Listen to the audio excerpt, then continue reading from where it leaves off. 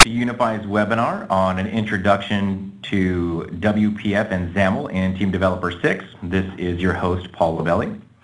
We do have some new people joining us for today's webinar. So for those of you that are new to the Unify Corporation, we are a publicly traded software company and we have been in business for about 30 years. Unify is probably best known for the first company to deliver a relational database to the Unix environment in the early 80s. And since then, we've delivered software development products that run across different databases and platforms that are really geared to building and modernizing business applications for the business application developer who places a premium on productivity over low-level coding. Now, today, our business has expanded beyond database and development products into migration solutions, as well as e-discovery and email archiving. For today's webinar, we do encourage questions. So if you do have one, please use the Q&A button on your WebEx toolbar. This is the button that is marked with a question mark. There is also a chat feature, but it makes it much easier for both Martin and myself to just look into a single panel just to make sure that we answer all of your questions. Today's presenter for Team Developer is Martin Tietz. Martin has been with Unify for over 15 years in various roles, including support engineer, product marketing manager, and I believe most recently Director of Product Management. And Martin is joining us today from Germany, and it's a great opportunity and a real privilege to have someone with his background and experience with Team Developer today. So with that, I'm going to go ahead and turn it over to Martin. Thank you very much, Paul, and welcome from my side as well. Today we are going to talk and chat about mostly XAML, and all this is a let's say, easy introduction to XAML, so you understand the methodology behind it, the idea behind it. And then, if you have time available tomorrow, the same time actually, you can see how all that ties into TD. Today I will more give an overview, give you a little sample. Tomorrow in the webinar, we will be showing you in depth how all that works in Team Developer. Here's today's agenda. I'm going to talk about what is XAML, the underlying concept, the syntax, binding, and styles. I will talk about how Team Developer uses XAML, demo, how that looks, and of course we will have a Q&A session where you can ask all the things you want to know. Maybe you already tried TD6 and have some specific questions that you want to ask or you want to know. So the quick definition of XAML. XAML equals extensible application markup language. It's an XML-based language and heavily used in WPF, Silverlight, and workflow. In WPF, XAML is used for the layout of the GUI and for resources used by GUI application. That means you can also provide data using XAML to controls, for example. Why XAML? If you look at a bit older technology like MFC, WinForms, MFC basically would equal to Team Developer Win32. The GUI is heavily tied to the business logic. That is the case in C++ and in Team Developer. The look and feel is very static. To provide any level of customization, you had to change a lot of properties. And so as languages are evolving, basically as an example, web design, the GUI and the GUI and the code actually have been separated. So on ASP, in the Microsoft.NET, in the Microsoft world, before ASP there was ASP. Before ASP.NET there was ASP, and if you remember ASP, or if you ever looked at an ASP page, you could see that the ASP page actually contained the HTML for the page plus some code, JavaScript or Visual Basic code that were all in one page. And that has changed with .NET and the coming ASP.NET, where you have a single file for the code and a single file for the GUI itself. And the same has happened in the Java world, where Java server pages have evolved into Java server faces, where code and presentation are divided. WPF and XAML bring this model to the desktop GUI. So you basically have one code area and you have one UI area. The GUI and the business logic are strictly decoupled. Why to do that? It is easier to develop a model view controller style application where you can change parts like the data model, the layout of the application, and the business logic, which is the controller part, without affecting other parts of the application. This allows designers to focus on look and feel, and the engineers can focus on developing code. They don't have to share one file where you know what problems there are with that. If done right, controls or even entire applications can be lookless. Lookless controls. The UI and the code are strongly decoupled. The developers provide a default template for what the control looks like at runtime. The users of the control can easily provide their own templates that completely redefine what the control looks like. Actually, you will see a sample later in this webinar where I override an existing TD control using XAML and provide a totally new user interface for an existing control. And still the complete API, the business logic behind that, works as before. Many applications make use of XAML capabilities, for example, Microsoft Expression Blend, of course, Visual Studio, Yahoo Messenger, and more business applications that are out there that have been developed in .NET and WPF, and of course many of our customers that are starting to work on TD6 and WPF applications. So what is XAML? What you see here on the left side is the XAML markup, which is the XML code that defines what you see at runtime on the right side. So basically on the right side, if you see, look there is a main window. That main window contains a tab, and on the tab there's a push button. And if you look into the markup language there, you will see that there is a tab control, there's a tab item, so just very much like in TD, and there's a grid and a button. You don't really see the grid. The grid is, in this case, is more a let's say a container for stuff. So that's a basic grid that doesn't have any rows or columns really, and in this case used as a container. And there's this code behind model, which is very similar to ASP.NET. The X class definition defines which code behind is the UI is linked to, and you can see on the left there is a main window class, and then below that class is the namespace definition for that class, which refers to a source code. In this case, the source code is not TD, but this is what our developers used when developing the TD6.0, which is C#, I guess. And you also see the button in the code, and the button has a click event handler called button one click, and that button one click is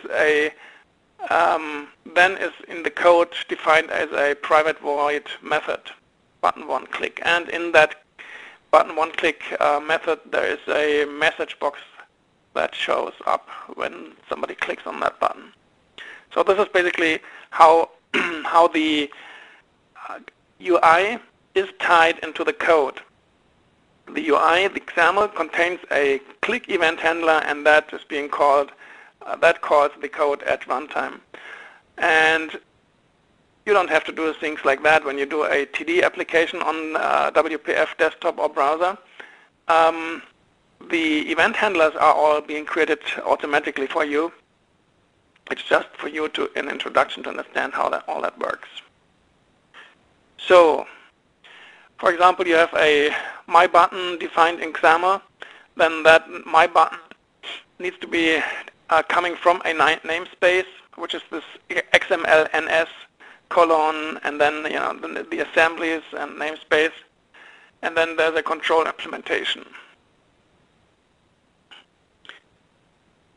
In Team Developer, all built-in WPF controls, all built-in in Team Developer and in .NET WPF controls, buttons, text box are mapped to a default prefix, so no prefix is necessary. If you use third-party controls, a prefix must be mapped, so you need to provide a namespace in front of all the XAML definitions you would like to do.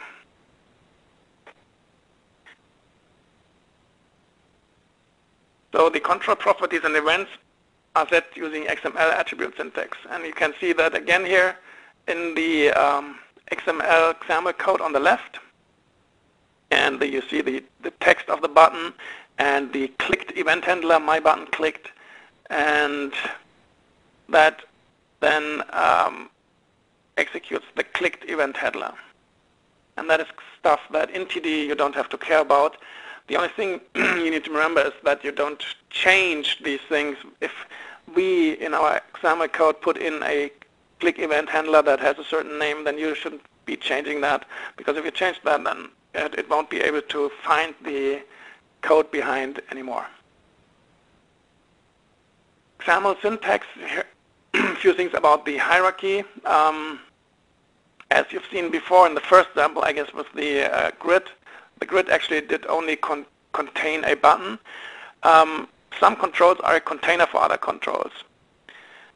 Children are added by defining them as child nodes in XAML. So basically in this thing here, you have on the top level, you have a stack panel. You see that XML definition of a stack panel, and at the end of the stack panel at the bottom. And then in the stack panel, you have a tab control. In the tab control, you have a tab item. On a tab item, you have a button. And on another tab item, you have another button. So basically, this is a tab control that has two tab panes. Each with them has a button on them. So if you look at the definition of a button in XAML, basically, what does a button contain? A button can contain a host of XAML properties like the border, gradient backgrounds, hover effects. It can contain pretty complex brushes, like, for example, round brushes with color effects. So that's pretty powerful, and you will see some example of that pretty soon. And here's the example for that. The control guts are all XAML too. So everything that makes a control is defined in XML text, and you see all the elements of a button are defined in strict XML. Be it a color gradient or several color gradients that are being added together to provide a complex color filling for a button, like this here with several gradients in there and start and stop colors, and you see that. You can actually use, I think, tools, design tools, where you design something visually and then save that as XAML, for example, and then you see pretty complex code that describes how that XAML defines let's say, a round button that has gradient colors in it and has hover over effects and things like that. Now in XAML, control templates can easily be overwritten at local or application level. What that means is that you can basically provide a new design for something that is available today. For example, a button that TD has, the standard application button with the gray background with a little bit of gradient on it, you can completely replace that with your own definition of a button that can be an ellipse with several color gradients on it with hover over effects. If you would like to, you could even provide animations on it written in XAML.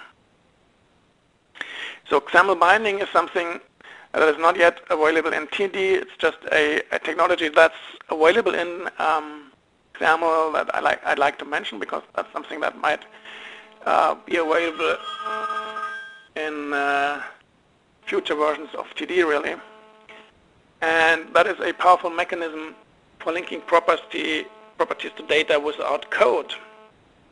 So basically, you can bind properties of a control and the contents of a control to XAML data. XAML binding can be one or two-way. The changes in the user interface are being pushed back to the data object or not. You can have validation. Anytime the data is changed, custom validation logic can be applied. And you have value conversion. You can provide custom data format strings with no code. Now what that means is that we have interesting possibilities for future TD versions. For example, that you have functional classes that support data binding. For example, you can bind UDV instances to WPF controls or entire UDV arrays to a WPF control, which would be quite interesting and easy coding going forward for you. So that's something that we are looking at for the future.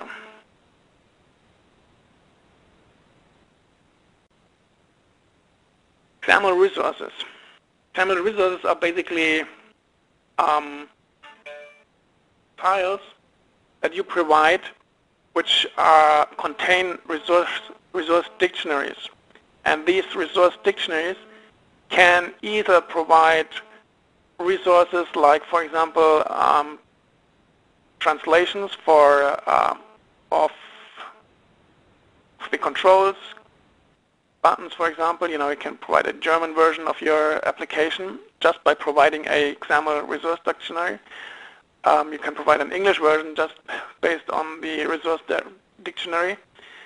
And these resource dictionaries allow you to actually override existing XAML styles that have been created in TD, that Unify has created in TD, and you can provide new look and feels for all the controls of TD. Resources can then be used by referring to their key. You can use the static resource statement to resolve values at compile time. Actually, I will show you that in an application to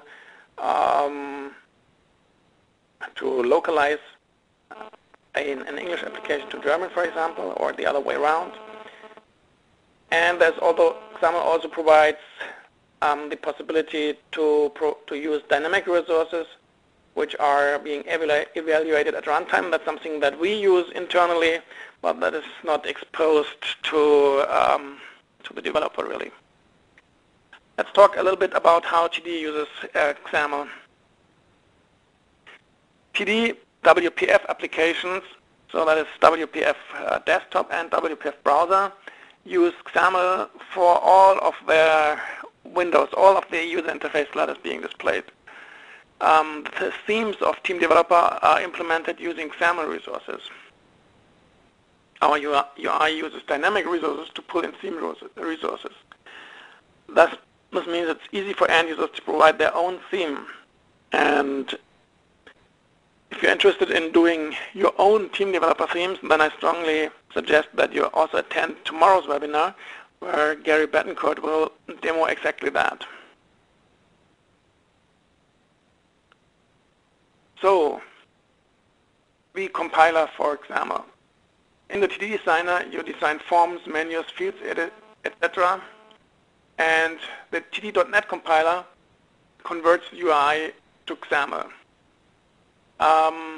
And the XAML is then being reconstructed to the UI at runtime.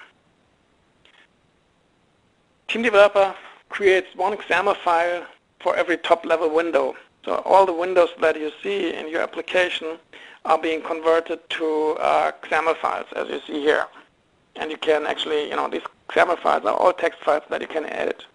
For example, in Team Developer, you created this wonderful form window, and if you look at the XAML of that, this is how that looks. You see the first line contains the X class and the namespace definitions, and then all the visual parts are being defined with toolbar, button, and other things that are being shown here. This is a TD-generated XAML. Here's a list of the TD WPF controls and the names of the controls that are being used in XAML. For example, a push button in XAML is called SAL button. A data field is, depending on the data type, either a SAL text box string, SAL text box decimal, SAL text box date. A background text is a SAL label. Grids are being generated.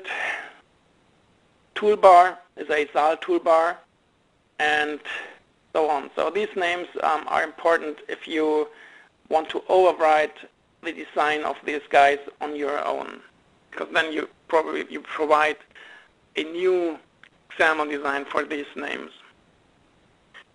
If you look at window properties in the attribute inspector, you see all these things there, images, all the image definition, and exactly that image definition is being converted to a XAML definition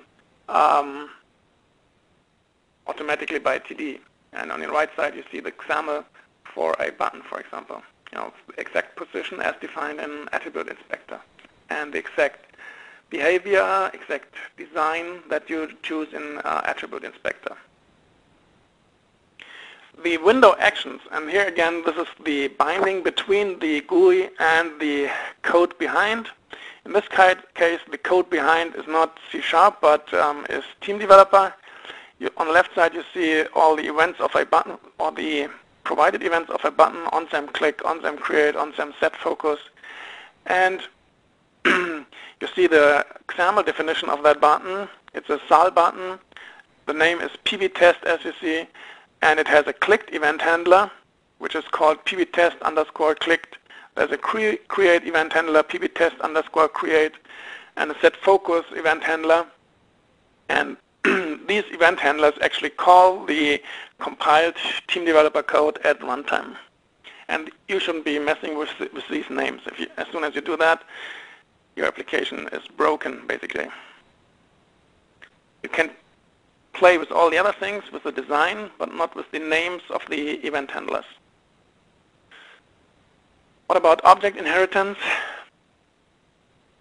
No XAML is generated for window classes. XAML basically does not support the team developer style inheritance. So what we do is we have a flattened UI for all the XAML that we generate. So basically, every window contains all the definitions that are provided from the class. Object inheritance. This one here is a special case that you also need to know if you work with classes. As soon as you don't use the team developer base class for a button, you need to provide a different override name, or you need to override the class name itself with your definitions. To achieve the sample above that you see with the round or the ellipse buttons, you need to override the SAL button, and you see that at the bottom, SAL1: SAL button, xname pb1, and then if you also want to have the class button, which is the class cpush, and you see SAL2: cpush, xname, you can see that I didn't even rename those buttons, it's pb2 in my code, and that applies the round button design to that class. So how are GUI and code linked? The XAML UI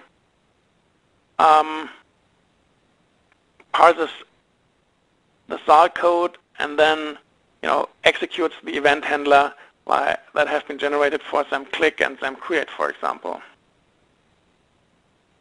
So next thing is XML is nice to look at and nice to read. Actually, it can be quite complex to read if you look at some of the nicely designed samples where tons of gradient colors have been designed. It can be quite overwhelming, but that also, all this text also means it's quite slow. So the performance penalty is pushed to the compile phase because we use something like BAML. So at compile time, TD takes all the XAML files or generates all the XAML files, including those that you changed, and compiles those into a binary format called BAML. And BAML is much more compact, and parsing is very fast compared to the text-based XAML. So basically we take the XAML that you created, that we created, and compile that into BAML, and then drop all that into the .NET executable that you get out, be it a browser executable or a desktop executable. So you get a nice and quick user interface. The auto-generated XAML files that TD creates. There's one file which is called app.xaml. The app.xaml file holds global application resources. TD doesn't really put anything into there, but this is a good place for you to provide custom resources, be it language resources or your own style definitions. And style definitions are basically visual object definitions. And window main.xaml, which is an important file for TD, and you shouldn't mess around with this file. It contains the main startup window that is necessary, and this file is actually different for browser and desktop applications, but there's nothing you can do with that one really. How does TD benefit from XAML? You are not limited, as a TD developer, you're not limited to what's exposed in the designer or to the objects that we provide. You can create, additional to the themes we provide, you can provide custom themes for your applications. You can provide integration with other controls. You can create very advanced layouts and styles. And you have easy localization of the UI using resources. So all this talk, let's have a look at all this. First, I want to show you how to localize applications using XAML, and then I want to show you quickly how to override a control like a push button using XAML. So what I have here is actually the TD6.0 DEFCON sample that we showed at DEFCON 2 years ago, which was the first prototype of TD.NET. And this application, let me open that application, is, let's say, a localizable application. And this dialog box, dialog invoices, has contents that are translatable, and you can see that instead of the object title, there is a XAML static resource definition and the name of the button there. So rounded brackets, static resource, PB, apply invoice, round bracket closed. That defines that the XAML resource with that name will be pulled into that place there. That means you have a compile time language definition, so to speak. However, and that if you look at other buttons here, you will see the same, that all these have this XAML definition in the object title here. And of course, if you look at that window, that might be easier even here. You see that all these have static resources. I didn't do all, but a good bunch. And these will pull at compile time, will pull in the names of these resources from an XML file. So let me quickly show you the XAML linking there. So in TD6.0, if you have a WPF application and you started to save dialogs as XAML, then TD will create a .xaml directory below your application directory, and in that directory there is another directory with the name of your application. That is that if in case you have multiple applications in one directory, the XAML doesn't get messed up. Each XAML is in its own directory again. So what you see here is a app.xaml file.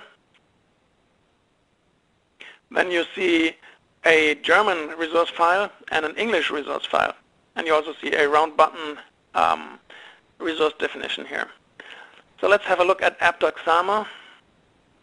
And app.xaml is really a very short piece of XAML that basically includes this resource dictionary and basically tells TT to pull in this resource file en-en.xaml for an English application in this case. So let's quickly run this application. I compile this application. This is now a WPF.NET WPF desktop application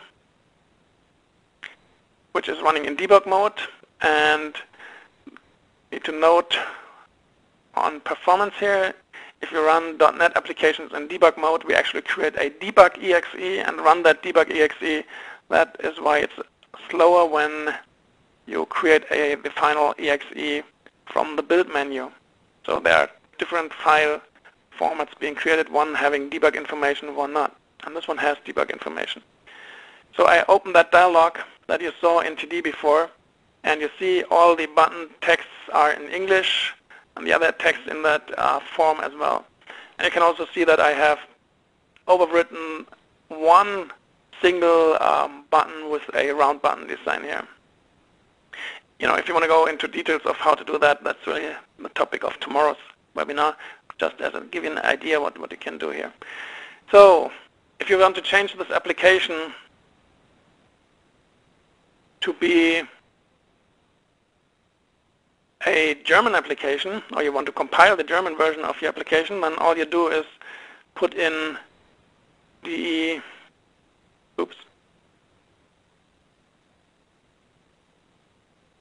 de.xaml, save this file, and let me now just open this resource file as well.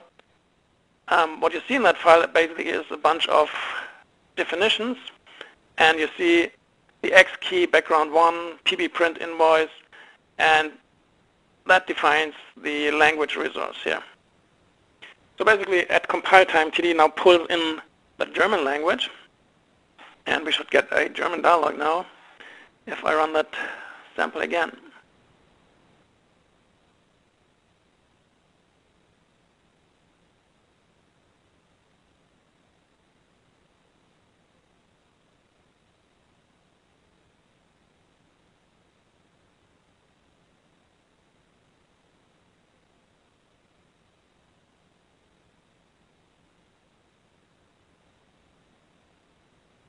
Starting the application in debug mode.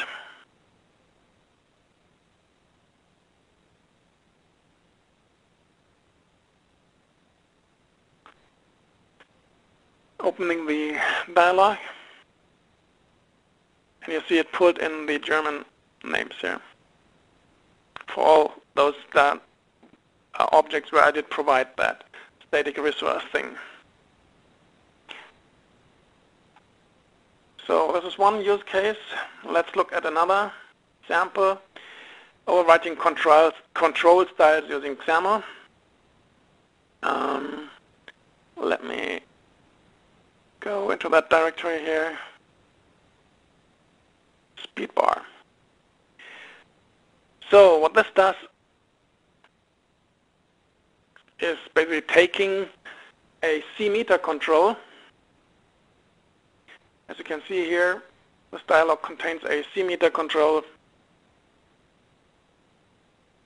See the contents here, CMeter. And if you provide a value, then that value will be passed to the CMeter as the current value of the CMeter. Now, you all know how that CMeter looks, basically the horizontal progress bar. And what our developers have done now, they have done some magic and provided a new look and feel to this progress bar. And let me show you how that works. In app.xaml, what you can see again, there's a resource dictionary being pulled in, which is called progress template.xaml. Let me open that file. And here you see a bit longer XAML definition already. So this is pretty detailed definitions of a new control, which is basically a speedometer, a car dashboard control that replaces the horizontal progress bar. And important part here is this X-type SAL3 : progress bar. This actually overrides the standard progress bar with a new speedometer progress bar. So this is the magic here.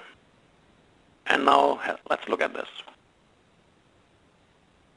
Execute that in debug mode again.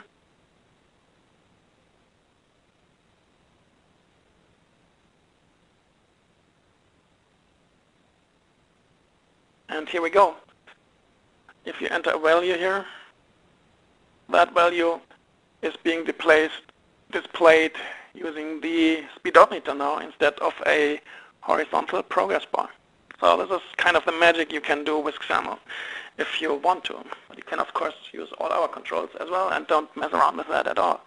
But I think this opens interesting opportunities for displaying values in applications where you get values from machines, or you have QA values coming in from several machines and you want to display like the measures of objects that have been created, if they are in the allowed range or not, and things like that. So very interesting things can be done using that, and they can be based on standard TD controls that get transformed into something new. So let's come back here. We are in the Q&A part of the application, of the webinar. And again, more on how TD uses XAML is available in tomorrow's webinar, Extending TD Apps with XAML. Gary will go into much more detail on how you can manipulate TD applications with exciting XAML things, including how to create your own, total own themes.